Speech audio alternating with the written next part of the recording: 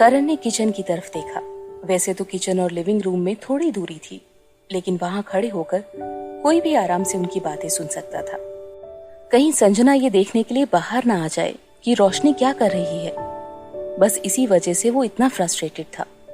उसे डर था कि कहीं संजना गलत ना समझ ले। ये सोचकर उसकी नाराजगी रोशनी के लिए और ज्यादा बढ़ गई। करण, आई लव यू। मैं सच में तुमसे बहुत बहुत प्यार करती हूँ। मैं जानती हूँ मेरे ये सब करने के बाद भी तुम मुझे चीप समझोगे, लेकिन मेरे पास और कोई रास्ता नहीं है। हर रात मैं सिर्फ तुम्हारे सपने देखती हूँ। मुझे एक मौका दे दो प्लीज। अगर तुम मुझसे भविष्य में शादी नहीं करना चाहते तो भी बस मैं तुम्हारे साथ एक रात गुजारना चाहती हूँ, और अगर उसके बाद भी मैं तुम्हें पसंद नहीं आई तो मैं वादा करती हूँ कि तुम्हें अपनी शक्ल कभी नहीं दिखाऊंगी। उसने वादा करते हुए करण को मनाने की कोशिश की। उसे लगा शायद ये सब सुनकर उसे एक मौका जरूर मिल जाएगा। अगर एक बार करण उसे छू लेगा तो वो जरूर सबको बताएगी कि उनके बीच में क्या हुआ था, और इसके साथ ही ये भी साबित हो जाएगा कि करण के दिल में उसके लिए फीलिंग्स है। आखिर लड़कों के दिल में प्यार की शुरुआत सेक्स के बाद ही होती है। वो दोनों जितना ज्यादा ये करेंगे उतनी ही जल्दी करण को उससे प्यार हो जाएगा। करण उसकी बात सुनकर हंसा। सिर्फ इसलिए कि तुम मुझसे प्यार करती हो मैं तुम्हें एक्सेप्ट कर लूं? ये रूल्स किसने बनाए? रोशनी ने अपनी बाहें फैलाकर कहा। मुझे देखो, तुम मेरी तरफ क्यों नहीं देख रहे हो? कहीं तुम्हें ये डर तो नहीं कि मुझे देखने के बाद तुम खुद पर काबू नहीं कर पाओगे? वो रिवर्स साइकोलॉजी का इस्तेमाल कर रही थी। उसे पूरा यकीन था कि कोई भी आदमी उसे देखने के बाद खुद को कंट्रोल नहीं कर सकता। उसकी बात सुनकर करण ने धीरे से अपना मुंह उसकी तरफ घुमाया। रोशनी के चेहरे पर एक घिनौनी मुस्कान आ गई। उसे विश्वास हो गया था कि करण उसे देखकर कुछ रिएक्ट करेगा, लेकिन जब उसने करण की आंखों में देखा तो उसके चेहरे का रंग उड़ गया। करण की आंखें गुस्से से लाल थी, जैसे उसकी आंखों में खून उतर आया हो। उसकी आंखों में एक बेजान लाश से ज्यादा और कुछ नहीं था। जल्दी करो, अपने कपड़े ठीक करो। रोशनी का चेहरा सफेद पड़ गया, लेकिन उसने जल्दी ही खुद को संभाल लिया। दुनिया में ऐसा कोई आदमी नहीं जिसे लड़की पसंद ना हो। वो जरूर मजाक कर रहा होगा। रोशनी के दिमाग में कुछ और ही बातें आने लगी थी, लेकिन उसने ज्यादा सोचा नहीं। उसने अपना सेक्सी चार्म दिखाते हुए अपने हाथ अपनी लॉन्ड्री पर रखे और कहा, क्या मैं इनमें अच्छी नहीं दिखती, या तुम ठीक से देख नहीं पा रहे हो? क्या तुम और अच्छे से देखना चाहोगे? इतना कहकर वो अपनी लॉन्ड्री भी उतारने लगी। मिस रोशनी, क्या तुम्हें आत्मसम्मान का मतलब पता है? करण की नजरें अभी भी सिर्फ उसके चेहरे पर जमी हुई थी, और उसकी आंखों में उसके लिए घिन की जगह उसका मजाक उड़ता दिख रहा था। ये रियलाइज होते ही रोशनी के चेहरे की हंसी धीरे धीरे गायब होने लगी। किसी आदमी की नजरों में उसके लिए घिन दिखना ऐसा था जैसे वो दुनिया की सबसे गिरी हुई इंसान हो। आज तक करण ने उसे इंसल्ट करने के लिए चाहे कुछ भी कहा हो, उसका ये एक सेंटेंस उसको नीचा दिखाने के लिए काफी था। रोशनी के चेहरे पर शर्म, दर्द और बेइज्जती सभी साफ नजर आ रहे थे। वो सिर्फ उसके कहे इस सेंटेंस की वजह से अपने कपड़े पहनकर जल्दी से जल्दी वहां से जाना चाहती थी। वैसे भी उसके एक तरफा प्यार की वजह से उसकी इज्जत मिट्टी में मिल चुकी थी। वो अभी जाना नहीं चाहती थी। ये उसका आखिरी मौका था। एक बार अगर करण उसे छू ले तो वो हमेशा के लिए साथ हो पाएंगे। ये रोते हुए बोली, करण, मुझे पता है तुम मुझे बहुत गिरा हुआ समझते हो। तुम्हें लगता है मैं चीप हूं, लेकिन मैं अपने आप को संभाल नहीं पा रही हूं। जब से मैंने तुम्हें पहली बार देखा मुझे तुमसे प्यार हो गया। ये कहते हुए वो करण को हक करने के लिए आगे बढ़ी। करण का चेहरा गुस्से से लाल हो गया। जैसे ही वो उसे छूने वाली थी उसने जल्दी से घूमकर उसकी कलाई पकड़ ली। उसने रोशनी को बुरी तरह से धक्का दिया और वो दरवाजे से जाकर टकरा गई। दर्द के मारे उसका सर चकरा गया और उसे संभलने में थोड़ा सा वक्त लग गया। उसकी इस हरकत की वजह से करण अपना पेशेंस खो चुका था। वो गुस्से में चीख कर बोला, मैं कभी किसी औरत पर हाथ नहीं उठाता हूं, इसीलिए मुझे ऐसा कुछ भी करने पर मजबूर मत करो। और हर बार मेरी जान बचाने के एहसान की वजह से मेरी सहन शक्ति का इम्तिहान मत लो। मैं तुम्हें 2 चॉइसेस देता हूं, या तो तुम खुद कपड़े पहनकर यहां से चुपचाप चली जाओ, या मैं तुम्हें इस वक्त धक्के मारकर घर से बाहर निकाल दूंगा।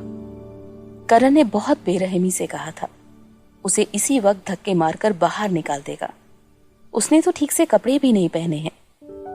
रोशनी को यह सुनकर झटका सा लगा और वो बुरी तरह से डर गई। वो धीरे से पीछे हटी। करण की शक्ल देखकर लग रहा था जैसे वो उसके पास खड़े नहीं होना चाहता। धीरे से उसने अपना ड्रेस ठीक किया। जैसे ही उसने नीचे देखा, उसकी नजर दरवाजे की साइड में रखे सफेद जूतों पर गई। कोई भी उनका साइज और डिजाइन देखकर बता सकता था कि वो किसी लड़की के जूते हैं। उसकी आंखें हैरानी से फटी की फटी रह गई। लड़की? करण के घर में कोई लड़की मौजूद है? उसी पल रोशनी जैसे पागल सी हो गई। उसका डर पागलपन में बदल गया और उसने जूतों की तरफ इशारा करके पूछा, ये जूते किसके हैं? तुम सच में किसी लड़की को घर लेकर आए हो? करण के घर पर कोई लड़की है? तो उसने कुछ देर पहले जो भी किया, इसका मतलब उसने सब कुछ देखा होगा। वो कहाँ छिपी हुई है? रोशनी ने बिना हिचकिचाए कपड़े पहने और गुस्से से चारों तरफ देखने लगी। किचन से खाने की लजीज खुशबू आ रही थी। वो जरूर वहां होगी। अब उसकी शर्म गुस्से में बदल चुकी थी। जोर से चिल्लाकर बोली, वो चुड़ैल कहाँ है? बाहर निकल, इसी वक्त बाहर आओ। मुझे देखना है कि तुम कितनी गिरी हुई हो जो किसी और के मंगेतर को छीनने की कोशिश कर रही हो। पास्ट में जब करण अकेला था तो उसे लगा था कि करण एक ना एक दिन उसे जरूर एक्सेप्ट कर लेगा। एक दिन तो वो उसकी अच्छाई जरूर देखेगा। उसके पास सारी जिंदगी है। लेकिन अब करण किसी और लड़की को घर लेकर आया था। इसका मतलब उसकी किस्मत में करण का साथ नहीं है। रोशनी बुरी तरह घबरा गई थी। उसका दिल टूट गया था। Shut up! करण चीखा। उसकी आंखें गुस्से से लाल थी और उसकी आवाज में उसकी आंखों से भी ज्यादा गुस्सा भरा हुआ था। मैं तुम्हारा मंगेतर नहीं हूं। जब मैं 12वीं क्लास में था तभी मैंने तुम्हारे घर आकर अपनी सगाई तोड़ दी थी। नहीं, मैं उसे नहीं मानती। कोई नहीं मानता। रोशनी जोर से चीखी। वो दर्द से पागल हो चुकी थी। उसकी आंखों से आंसू बह जा रहे थे। वो कांपती आवाज में बोली, वो लड़की अंदर है, उसे बाहर निकालो। मुझे अपनी आंखों से देखना है कि उसमें ऐसी क्या खास बात है जो मुझ में नहीं है। 3 बस। करण का पेशेंस खत्म हो गया था। ये उसका फाइनल अल्टीमेटम था। तुम मुझे क्यों नहीं देखते और इस गिरी हुई लड़की के साथ रिश्ता रखते हो? रोशनी को अचानक महसूस हुआ उसने जो भी कहा सब कुछ बेकार था।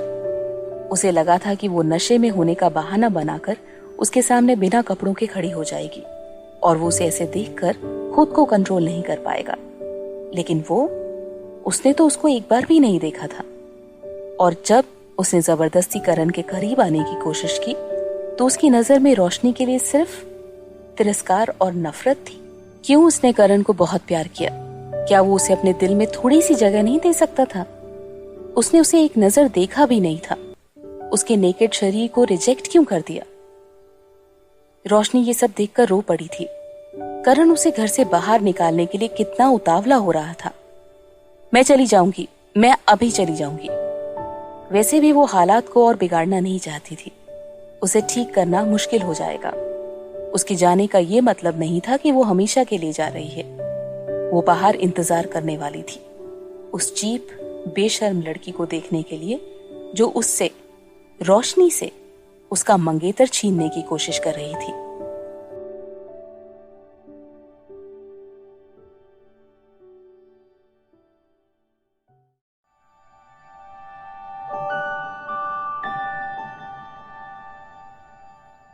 वैसे तो बाहर जो भी कुछ हुआ वो संजना ने देखा नहीं, लेकिन उसने अंदाजा जरूर लगा लिया था। उसने करण को रोशनी से कपड़े पहनने के लिए कहते हुए सुना था। तो इसका मतलब रोशनी का इरादा आज की रात करण को सिड्यूस करने का था। ऊपर से वो उसे बीच में खींच भी रही थी। अगर वो करण के घर में भी थी तो उससे क्या साबित हो सकता था? इससे ज्यादा बकवास बात और क्या थी कि बिना वजह मुझे भी शेर की मान में भेज दिया। उसे गुस्सा तो आ ही रहा था, साथ ही साथ हैरानी भी हो रही थी। दरवाजा बंद होने की आवाज सुनकर उसने अंदाजा लगाया कि शायद रोशनी चली गई है। उसने खाना बाहर टेबल पर लगा दिया। सचमुच रोशनी जा चुकी थी और करण गुस्से में भरा हुआ सोफे पर बैठा हुआ था।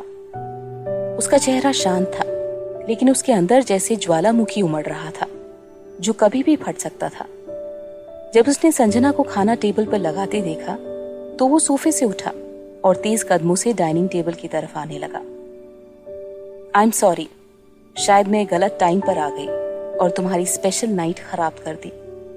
मैं वापस जाती हूँ, तुम उसे फोन करके बुला लो। संजना करण को टॉन्ट मारने से खुद को रोक नहीं पाई। उसकी आवाज में थोड़ी जलन थी जिसका शायद उसे खुद भी एहसास नहीं था। करण ने पहले उसे देखा, फिर खाने को, फिर संजना से पूछा, क्या तुमने खाना जला दिया है? संजना ने खाने को देखते हुए कहा, नहीं। क्यों? फिर मुझे कुछ जलने की महक क्यों आ रही है? अचानक करण का मूड एक बार फिर अच्छा हो गया। उसने सोचा बीच बीच में रोशनी को झेलना इतना भी बुरा नहीं है। जलने की महक खाने में? संजना ये कहकर खाने को सूंघने लगी। उसे लगा शायद खाना खराब हो गया है, लेकिन अचानक उसकी नजर करण पर पड़ी जो उसे शरारती नजरों से देख रहा था। फाइनली उसे समझ में आ गया कि करण के कहने का क्या मतलब था। वो कह रहा था कि उसे रोशनी से जलन हो रही थी। संजना को समझ नहीं आया कि वो क्या कहे। उसने करण को घूरते हुए कहा, मैंने तुम्हारे जैसा खुदगर्ज आदमी नहीं देखा। करण ने कुछ नहीं कहा, बस सर झुकाकर खाना खाता रहा। खाने का निवाला मुंह में लेकर उसने एक बार फिर कहा, ये सच में थोड़ा जला हुआ है, यकीन ना हो तो खुद चख कर देख लो। उसने चम्मच संजना की तरफ बढ़ाया। संजना ने मना करते हुए कहा, तुम्हारा झूठा कौन खाना चाहता है? करण ने बेपरवाही से जवाब दिया, तुम तो ऐसे कह रही हो जैसे तुमने मेरा झूठा कभी नहीं खाया। संजना को ये सुनकर झटका सा लगा। सच में उसने पहले करण का झूठा खाया था। वो दोनों हमेशा अपने हिस्से का खाना एक दूसरे के साथ शेयर करते थे। खैर, अब तो वो बात बढ़ाना ही नहीं चाहती थी, लेकिन वो वहां से जाने के लिए मुड़ी। लेकिन करण ने पीछे से कहा, अगर मैं गलत नहीं हूं तो वो अभी भी बाहर खड़ी होगी। वो का मतलब रोशनी से था। संजना रोशनी से नहीं डरती थी, बस वो कोई मुसीबत खड़ी नहीं करना चाहती थी, इसीलिए वो वहीं रुक गई। मेरे लिए कल सोया चॉप और स्टीम्ड फिश बनाना, करण खाना खाते हुए बोला। संजना दंग रह गई। आज खाना बनाना क्या काफी नहीं था? और करण ऊपर से कल खाना बनाने की भी डिमांड कर रहा है। कहीं वो उसे पास्ट की गर्लफ्रेंड तो नहीं समझ रहा, जो उसके लिए इसीलिए खाना बनाती थी क्योंकि वो उसे रोज बाहर का खाना खाते नहीं देख सकती थी। मैं तुम्हारी नौकर नहीं हूं, संजना ने बिना कुछ सोचे समझे मना कर दिया। ओह, तो तुम जा सकती हो, दरवाजा बंद करना भूलना मत। करण ने उस पर ज्यादा दबाव नहीं डाला। संजना ने उसे घूरा। वो बस इसीलिए कह रहा था क्योंकि वो जानता था संजना को बेवजह प्रॉब्लम में पड़ना पसंद नहीं है। खाना खाते हुए करण ने संजना की तरफ देखते हुए कहा, मुझे पता है कि मैं पैदाइशी हैंडसम हूं, लेकिन इसका मतलब ये नहीं कि तुम मुझे ऐसी घूरती रहो। संजना की जैसे बोलती बंद हो गई थी। उसने करण पर से नजरें हटा ली। वो सोच रही थी कि कितना बेशर्म है ये।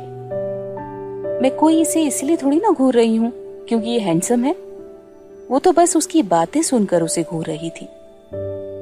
वो तुम्हारी मंगेतर है, इसका सॉल्यूशन ढूंढना चाहिए। तुम इस बात के पीछे क्यों पड़ी हो? करण ने अपना चम्मच प्लेट में वापस रख दिया और संजना की तरफ फ्रस्ट्रेशन में देखा। रोशनी बाहर कितनी देर तक खड़ी रहेगी? मुझे अपने घर भी वापस जाना है। दरअसल उसे छिपने की कोई जरूरत भी नहीं थी। आखिर उसने कुछ गलत भी नहीं किया था और ना ही वो करण के साथ थी। चाहे उसकी मंगेतर बाहर खड़ी हो या ना खड़ी हो, इससे उसका कोई लेना देना नहीं था। दूसरी तरफ रोशनी को उसे देखकर डरना चाहिए। वैसे इस वक्त तो वो वहां फंसी हुई थी और उसे बहुत गुस्सा आ रहा था। करण ने कुछ नहीं कहा और चुपचाप खाना खाता रहा। खाना खत्म करके उसने संजना से कहा, जाओ जाकर देख लो या फिर बर्तन धो लो। मैं नहीं धोऊंगी। ठीक से बिहेव करो, करण ने कहा। संजना चुप हो गई। वो बिल्कुल उसी टोन में बात कर रहा था जिस टोन में वो उसे मनाया करता था जब वो दोनों डेट कर रहे थे। लेकिन इस बार संजना का गुस्सा दूर होने वाला नहीं था। वो बोली, नहीं धोऊंगी तुम्हारे बर्तन गंदे हैं, तो क्या मेरी प्रॉब्लम है? करण आराम से सोफे पर बैठ गया और संजना से बोला, तो क्या तुम पूरे वक्त यहीं खड़ी रहोगी? वो शरारती अंदाज में उसे छेड़ रहा था। संजना का पेशेंस खत्म हो चुका था। आखिर मैंने तुम्हारा बिगाड़ा क्या है? संजना ने मजबूर होकर कहा। लेकिन इस पर भी करण ने वही जवाब दिया, जल्दी से बर्तन साफ कर दो, फिर तुम घर जा सकती हो। संजना की आंखें चमक उठी। फिर भी उसने करण को शक की निगाहों से देखते हुए पूछा, सच में? करण ने सुस्ती से सवाल किया, तुम सच सुनना चाहती हो या झूठ? संजना चिढ़ के बोली, आखिर तुम चाहते क्या हो? तुम अपनी बात से कैसे पलट सकते हो? करण को समझ नहीं आ रहा था कि वो संजना की बात पर हंसे या रोए। उसने मासूमियत से कहा, मैं कैसे अपनी बात से पलट सकता हूं? तुमने तो अभी तक बर्तन भी नहीं धोए हैं। संजना चुप रही।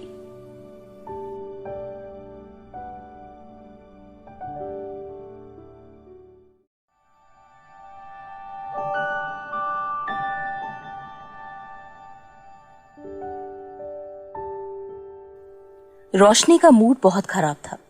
वो उसी हालत में करण के दरवाजे के बाहर खड़ी हुई थी। वो जितना उस बारे में सोचती उसे उतना ही गुस्सा आता। 1 मिनट, 2 मिनट और इसी तरह से 10-20 मिनट गुजर गए। वो बहुत दुखी थी और किसी से अपना दर्द बांटना चाहती थी, वरना वो मानसिक रूप से पूरी तरह से टूट जाएगी। वो एक फोन करना चाहती थी, लेकिन उस फ्लोर पर कोई उसकी बात सुन सकता था। इसीलिए वो लिफ्ट लेकर नीचे गई और उसने लॉबी में पहुंचकर अपनी माँ को फोन लगाया। जैसे ही फोन पर रोशनी ने अपनी मम्मी की आवाज सुनी, वो बिलक बिलक कर रोने लगी। मम्मी, क्या हुआ? रो मत, प्लीज रो मत। मिसेस मेहरा का दिल रोशनी का रोना सुनकर टूट रहा था। वो उसे तसल्ली देते हुए बोली, मम्मी को बताओ क्या हुआ। रोशनी ने रोते हुए अपनी मम्मी को सारी बातें बता दी और कहा, जब तक वो लड़की बाहर नहीं आ जाती मैं यहीं उसका इंतजार करूंगी। मुझे देखना है कि उसमें ऐसा क्या है, किसकी वजह से करण ने मेरे साथ ऐसा सुलूक किया। उसने हद पार कर दी। मिसेस मेहरा गुस्से में चिल्लाकर बोली, इतनी रात को उसने तुम्हें अपने घर के बाहर खड़ा करके रखा है? ये ठीक नहीं। खैर छोड़ो, मेरा इंतजार करो, मैं अभी वहां आती हूँ। चाहे जो हो, मैं उससे उम्र में बड़ी हूँ, मुझे देखना ही है वो मुझे घर में घुसने से कैसे रोक सकता है। रोशनी अपनी माँ के आने का इंतजार करने लगी। वही नीचे खड़ी रही। जैसे ही उसने अपनी माँ को देखा, वो उनसे लिपट कर रोने लगी। मिसेस मेहरा ने रोशनी को गले से लगा लिया। बस अब रोना बंद करो, मैं अभी तुम्हारे साथ करण के घर चलती हूँ। शुरू में रोशनी की शर्म गुस्से में बदल गई थी। ऊपर से वो नशे में थी, इसीलिए उसने अपनी हद पार कर दी थी। अब वो इस बारे में सोचकर और ज्यादा इमोशनल हो रही थी। उसमें वापस करण के घर जाने की हिम्मत नहीं हो रही थी। मम्मी, अगर हम उस लड़की से टकराए तो क्या सोचेगी? तो क्या सच में करण गुस्से में आकर मुझसे शादी करने से मना कर देगा? मिसेस मेहरा प्यार से मुस्कुराकर बोली, ओहो, मेरे इतनी बार समझाने के बाद भी तुम बिना सोचे समझे काम करती हो। रोशनी ने मिसेस मेहरा से कहा, मम्मी, मैं करण के सिवाय किसी और से शादी नहीं करना चाहती। करण के दादा आज जिंदा नहीं है और ये रिश्ता उन्होंने तय किया था। अगर आज ग्रोवर फैमिली अपने वायदे से मुकर जाए तो उनकी क्या इज्जत रह जाएगी। मेरा इरादा साफ है, जब तक हम लोग ये रिश्ता नहीं तोड़ेंगे, करण को तुमसे शादी करनी पड़ेगी, चाहे जो हो। मिसेस मेहरा ने कड़क आवाज में कहा। लेकिन मम्मी, करण अलग है। वो ऐसा लड़का नहीं है जो हर लड़की के साथ फ्लर्ट करता हो। उसके साथ किसी लड़की के होने का मतलब है। मुझे सच में डर लग रहा है। तुम्हें ये याद रखना चाहिए कि तुम दोनों की शादी तय हुई है। अगर वो किसी लड़की को घर लेकर आता है तो ये उसकी गलती है। तुम क्यों डर रही हो? दोनों माँ बेटी बात करते हुए 12वें फ्लोर पर पहुंच गए। इस बार जब डोरबेल बजी तो करण को दरवाजा खोलने में ज्यादा वक्त नहीं लगा। उसने बाहर खड़ी दोनों माँ बेटी को घूर के देखा। करण को देखते ही मिसेस मेहरा माफी मांगते हुए बोली, करण, इतनी रात को तुम्हें परेशान करने के लिए माफी चाहती हूँ। करण मुंह बनाते हुए हंसा। दरवाजे के बाहर खड़ी रोशनी जरूरत से ज्यादा ही नर्वस थी। उसे डर था कि कहीं करण उन्हें बाहर से ही वापस जाने के लिए ना बोल दे। आखिर वो इस बार अपनी माँ को साथ लेकर आई थी। एक नजर में कोई भी नहीं बता सकता था कि उसका मकसद क्या था, लेकिन वैसा कुछ नहीं हुआ जिसकी उसे उम्मीद थी। करण ने उन्हें अंदर आने दिया। रोशनी बहुत खुश थी। उसका इरादा सबसे पहले करण के घर की तलाशी लेकर उस लड़की को बाहर निकालना था। जब वो नीचे खड़ी थी तो उसने किसी भी लड़की को बाहर जाते नहीं देखा। इसके अलावा उस लड़की के जूते अभी भी दरवाजे पर रखे हुए थे। मिसेस मेहरा नहीं चाहती थी कि उनकी बेटी कोई बचकानी हरकत करे, इसीलिए उन्होंने उसे आंखों से इशारा करके शांत रहने के लिए कहा। रोशनी के पास अपनी मां की बात मानने के अलावा और कोई रास्ता नहीं था। वो चुपचाप जाकर मिसेस मेहरा के साथ सोफे पर बैठ गई। करण ने आराम से सोफे पर बैठकर पूछा, क्या बात है? मिसेस मेहरा मुस्कुराकर बोली, वो आज तुम्हें परेशान करने का मेरा कोई इरादा नहीं था। मैं बस तुमसे मिलना चाहती थी। फिर वो गहरी सांस भरकर बोली, मुझे पता है कि तुम रोशनी से खुश नहीं हो, फिर भी करण, तुम दोनों की सगाई हो चुकी है। वो जो कुछ भी करती है सिर्फ तुम दोनों के बीच का रिश्ता मजबूत करने के लिए करती है। रोशनी उदास नजरों से करण को देख रही थी। करण मुंह दबाकर हंसा, लेकिन इसका रिश्ते मजबूत करने का तरीका वो मुझे मंजूर नहीं है। रोशनी ने करण के सामने कपड़े उतारने की बात अपनी मां को नहीं बताई थी, इसीलिए मिसेस मेहरा इस गलतफहमी में थी कि करण के घर में किसी लड़की को देखकर रोशनी ने कुछ गलत बातें बोली होगी। वो मुस्कुराई। मैं मानती हूं कि रोशनी कई बार बचपना कर देती है। बचपना? करण ने उनकी बात काटते हुए कहा और फिर चिढ़कर बोला, एक लड़की नशे में धुत होकर किसी लड़के के घर आती है और कैजुअली बेहुदा बातें करते हुए अपने कपड़े उतार देती है, और जब उसका मकसद पूरा नहीं होता तो उसकी शर्म गुस्से में बदल जाती है और वो और भी ज्यादा बेहुदा बातें करने लगती है। क्या आप इसे अपनी बेटी का बचपना कह रही हैं, मिसेस मेहरा? अपने कपड़े उतार दिए? करण ने साफ साफ सब कुछ बोल दिया था और मिसेस मेहरा तुरंत समझ गई थी कि क्या हुआ होगा। उन्हें बहुत शर्मिंदगी हो रही थी। रोशनी, तुमने मुझे इन सब के बारे में नहीं बताया, क्यों? उन्होंने कितनी बार रोशनी को समझाया था। हाँ, उसे करण को अपनी अदाओं से काबू में रखना चाहिए, ऐसी चीप हरकतें करके नहीं। मिसेस मेहरा ने रोशनी की तरफ देखे बिना कहा, कई बार ज्यादा स्ट्रेस होने की वजह से हम ऐसे काम कर जाते हैं जो नहीं करने चाहिए। अपने प्यार की वजह से वो शायद ज्यादा जोश में आ गई थी और ऐसी हरकत कर गई, लेकिन ये सब सिर्फ इसलिए क्योंकि वो तुमसे बहुत प्यार करती है और इन सब के बारे में मेरे लिए बात करना आसान नहीं है, लेकिन इतने सालों में ये मेरे सामने पहली बार हुई है। बस इसीलिए मुझे तुमसे बात करने के लिए आना पड़ा। इतना कहकर उन्होंने शर्म से सर झुका लिया। ऐसा लग रहा था कि वो रोशनी की गलतियों की जिम्मेदारी खुद पर ले रही हैं। रोशनी तुरंत समझ गई और अपनी मां के नाटक को और मजबूत करने के लिए जोर जोर से रोने लगी। आई एम सॉरी करण, मैं तुमसे बहुत प्यार करती हूँ, बस इसीलिए ऐसा किया। मैं अपनी गलती समझ गई हूँ। मैं अभी यहाँ सिर्फ तुमसे माफी मांगने के लिए आई हूँ। क्या तुम मुझे इस बार माफ कर दोगे प्लीज? माफी? करण के चेहरे पर कोई एक्सप्रेशन नहीं थे और वो उन्हें बेपरवाही से देख रहा था। उसने आगे कहा, क्या तुम्हें यकीन है कि तुम मेरे घर की तलाशी लेने नहीं आई हो? रोशनी ये सुनकर दंग रह गई। मिसेस मेहरा सीरियस होकर बोली, करण, ऐसा मत कहो। रोशनी तुम्हारी मंगेतर है, इसीलिए इतनी परेशान है। भले ही तुम शादी के लिए तैयार ना हो, लेकिन ये सिर्फ तुम चाहते हो, रोशनी नहीं। वो सिर्फ इतना चाहती है कि तुम उसे एक मौका दो। खैर, क्या तुम उस लड़की को बाहर बुला सकते हो ताकि उसके और रोशनी के बीच ईमानदारी से मुकाबला हो सके? अगर तुम आखिर में रोशनी के बजाय उस लड़की को चुनते हो तो मैं नहीं रोकूंगी। करण ने धीरे से उनकी बात दोहराई, और अगर मैं उस लड़की को चुनता हूं तो आप नहीं रोकेंगी। मिसेस मेहरा ने मुस्कुराते हुए हामी भरी। भले ही उन्होंने झूठ कहा था, वो कैसे नहीं रोकेंगी? इतनी मुश्किल से ग्रोवर के साथ मेहरा फैमिली का रिश्ता हुआ था, वो किसी भी कीमत पर ये रिश्ता हाथ से नहीं जाने देंगी। जैसे ही रोशनी ने सुना कि शायद करण उसकी जगह किसी और को चुन सकता है, वो घबरा गई। नहीं मम्मी नहीं। करण को उसकी कोई परवाह नहीं थी, वो जरूर उसी लड़की को चुनेगा। वो ऐसी कैसे समझौते के लिए तैयार हो सकती थी? मिसेस मेहरा अपनी बेटी को अच्छे से फटकार लगाना चाहती थी।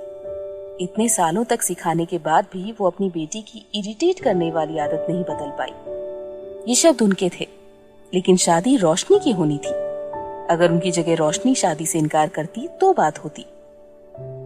करण ने अपना माथा मसलते हुए थके हुए एक्सप्रेशन से कहा, अब जब बात इतनी आगे बढ़ी गई है तो मुझे यकीन है कि आप लोग मेरे घर की तलाशी लिए बगैर मानेंगे नहीं। अगर ऐसा है तो प्लीज अपनी इच्छा पूरी कर लीजिए। रोशनी खुशी से झूम उठी। वो सबसे पहले करण के बेडरूम को चेक करना चाहती थी। अगर उसका अंदाजा सही है तो लड़की वहीं छिपी होगी, लेकिन मिसेस मेहरा को लग रहा था कि इसमें जरूर करण की कोई चाल है। करण अपने सर्कल में बहुत ही मॉडर्न, बेरुखा, शातिर नेचर के लिए मशहूर था। वो इतनी आसानी से किसी की भी बातों में आने वाला नहीं था, तो वो अभी कैसे मान गया?